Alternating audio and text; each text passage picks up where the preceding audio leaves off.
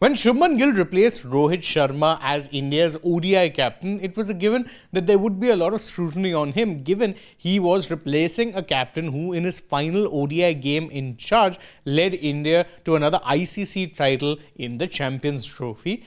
However, it's safe to say that while Shubman Gill's test career has still seen some ups as far as the captaincy time is concerned, the same can't be said about his ODI captaincy career, wherein the two series that he has captained against Australia and thereafter against New Zealand, India have succumbed to 2-1 series losses on both occasions.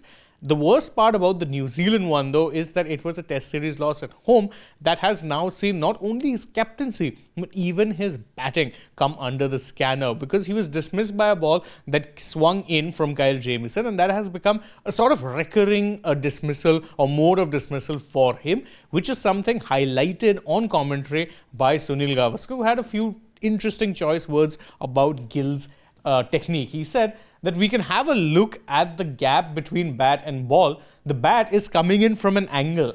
If you compare it to how he was playing during the England Test series, the bat and pad were like a just married couple. What Gavaskar is trying to say is that at that point in time, there was no significant gap really between bat and pad, to the point that he wasn't falling to that mode of dismissal where he was getting troubled by the ball that was swinging in. However, that has become an issue yet again in white ball cricket, and it was beautifully dissected on Twitter, currently known as X, by R. Ashwin. I'll go into detail over his analysis in another separate video, but what I can tell you is that he noticed that this is a common issue that has been coming. He said that, look, what is happening with Gill, this can happen due to a lack of awareness most of the times, because his natural habitat is the dominant usage of his bottom hand. What Ashwin explained is that he couldn't adjust his bottom hand quickly enough to change the direction of his bat once he figured out that the ball was coming in, and that is why he ended up succumbing to the incoming delivery, and that why there was so much of a gap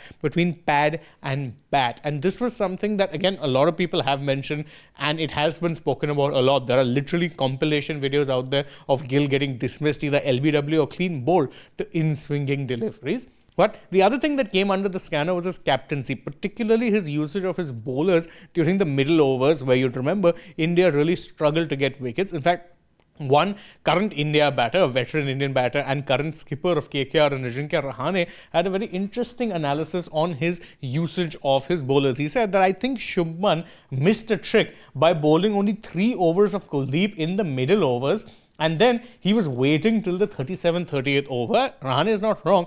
The reason I thought that he did that was because he wanted to save a few overs of Kuldeep in the death. But to do that, not only did he set up Kuldeep for a hammering, he also took him away from where he's at his most effective, which is in the middle overs, creating wicket-taking opportunities.